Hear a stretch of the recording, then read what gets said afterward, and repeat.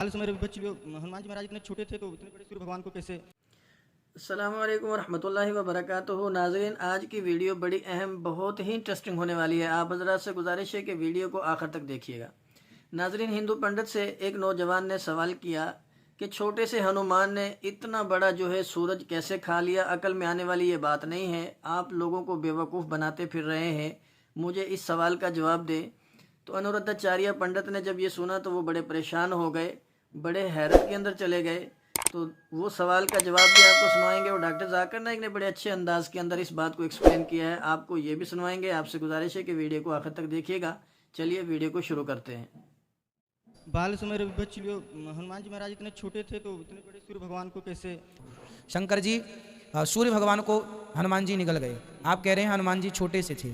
हनुमान जी छोटे से हैं, पर छोटे से हनुमान जी जब चाहें बड़े से हो जाते हैं। भयं पर्वताकार शरीरा मसक समान रूप कभी धरी। कभी छोटे बन जाते हैं, कभी पर्वताकार हो जाते हैं। उनके अंदर सिद्धि है, अष्ट सिद्धि नवनिधि के दाता। छोटे हो जाएं, बड़े हो जाएं, और जब चाहें सूर्य भगवान को भी निगल गए।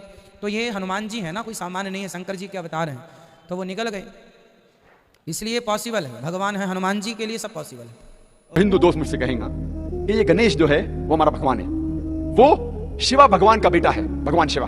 और ये उनकी किताबों में लिखा हुआ है कि गणेश भगवान शिवा भगवान का बेटा है। और एक दिन जब भगवान शिवा अपने घर के बाहर निकलते हैं, उनकी बीवी पार्वती अपने जिस्म से मेल निकालती है और एक बेटा बनाती है।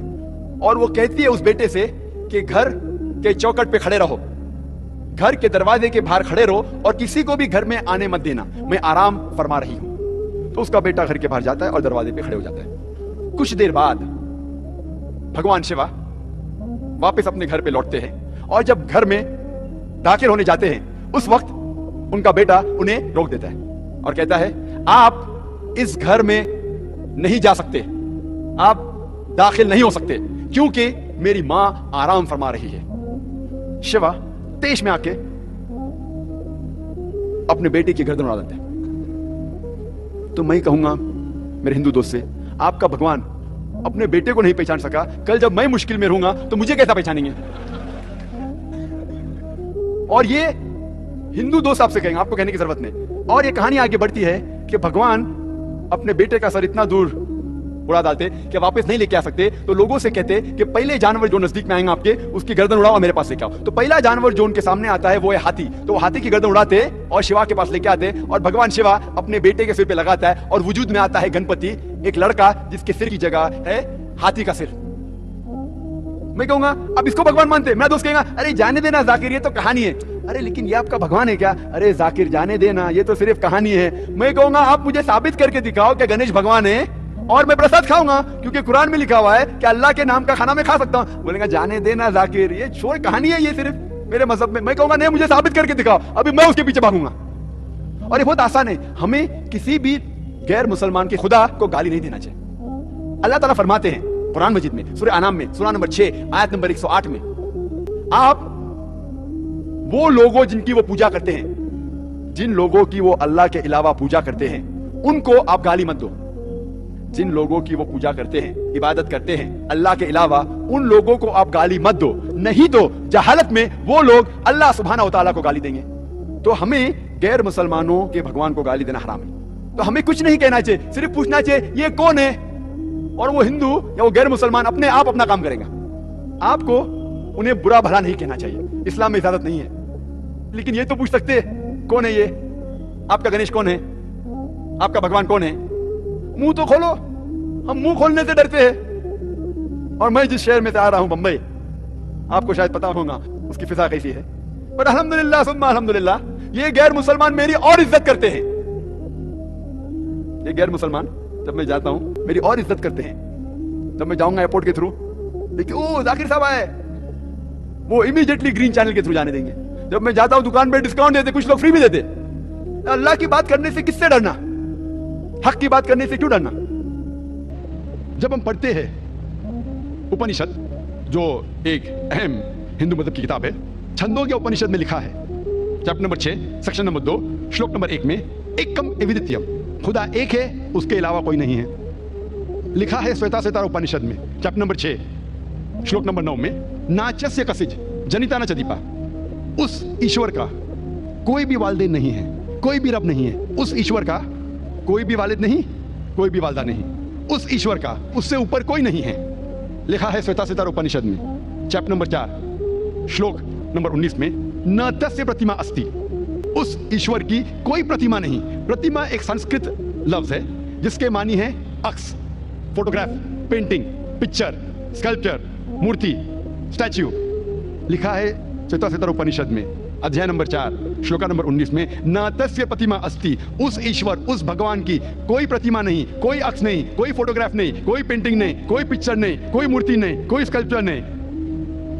सबसे ज्यादा हिंदू मजहब में पढ़ी जाने वाली किताब है भगवत गीता। भगवत गीता में लिखा है अध्याय नंबर 7 में श्लोका नंबर 20 में कि all those intelligence has stolen by material desires they worship demigods. जो पैसे के पीछे भागता है, जो दुनियावी चीज के पीछे भागता है, वो गलत खुदा, गलत ईश्वर की इबादत करता है। और कई जगह तफसीर में लिखा है इसके मानी ये भी होता है कि ये लोग जो पैसे और दुनियावी चीज के पीछे भागते हैं वो मूर्ति की इबादत करते हैं। हिंदू मजहब में सबसे ऊंची किताब, सबसे पाक किताब है वेद। वेद में लिखा है यजुर्वेद अध्याय नंबर 32 मंत्र नंबर 3 में, न तस्य प्रतिमा अस्ति, उस ईश्वर, उस भगवान की कोई प्रतिमा नहीं, कोई पेंटिंग नहीं, कोई पिक्चर नहीं, कोई पोर्ट्रेट नहीं, कोई मूर्ति नहीं, कोई स्टैच्यू नहीं, कोई स्कल्पचर नहीं। यजुर्वेद अध्याय नंबर 32 श्लोक और मंत्र नंबर 3 में लिखा है, ना तस्य प्रतिमा अस्ति, उस ईश्वर की कोई प्रतिमा नहीं, कोई अक्स नहीं, कोई पिक्चर नहीं, कोई फोटो नहीं, कोई पेंटिंग नहीं, कोई मूर्ति नहीं, कोई स्कल्पचर नहीं, कोई स्टैच्यू नहीं। लिखा है यजुर्वेद में अध्याय नंबर 40 श्लोक नंबर 8 में, ईश्वर पाक है और उसका कोई अक्स नहीं। लिखा है यजुर्वेद में अध्याय नंबर 40 श्लोका नंबर 9 में, अंधात्म पविशंति या असंभूति उपास्ते। अंधात्म मीन्स अंधकार, अंधेरा। वो लोग अंधेरे में दाखिल हो रहे हैं, वो लोग जो असंभूति की इबादत करते हैं। असंभूति मानी कुदरती चीजें, हवा, पानी, आग। वो लोग अंधकार में दाखिल हो रहे हैं, वो लोग जो कुदरती चीज की इबादत करते हैं। और आगे लिखा है, वो लोग और गहरे अंधकार में और गहरे अंधेरे में ढल रहे हैं, वो लोग जो संभूति की इबादत करते हैं। संभूति मतलब इंसान की बनाई हुई चीजें, टेबल, चेयर, मूर्ति, गाड़ी। इसकी अगर इबादत करेंगे तो और गहरे अंधकार में आप जाएंगे। लिखा है ऋग्वेद में किताब नंबर 20 अध्याय नंबर 58 श्लोका नंबर 3 में, देव मां असि, उसके मानी ईश्वर महान है। और सबसे पाक किताब वेदों में से 4 वेद है, सबसे पाक वेद है ऋग्वेद। ऋग्वेद में लिखा है किताब नंबर 1 में अध्याय नंबर 164 श्लोका नंबर 46, एकम सत्य विप्र बहुधा विदान्ते, सत्य एक है, हकीकत एक है, ईश्वर एक है, खुदा एक है। और साधु संत लोग ईश्वर को, खुदा को कई नामों से पुकारते हैं। और सिर्फ ऋग्वेद किताब नंबर 2 अध्याय नंबर 1 में श्लोक नंबर 1 से 11 में तकरीबन 33 सिफत खुदा के दिए हैं। सिर्फ ऋग्वेद किताब नंबर 2 अध्याय नंबर 1 श्लोका नंबर 1 से 11 में 33 सिफत लिखी गई है खुदा के बारे में। एक सिफत जिसका जिक्र आता है ऋग्वेद किताब नंबर 2 अध्याय नंबर 1 मंत्र नंबर 3 में, वो है ब्रह्मा। ब्रह्मा कहते हैं हिंदू मजहब में खालिक को, वो खुदा जिसने पैदा किया है।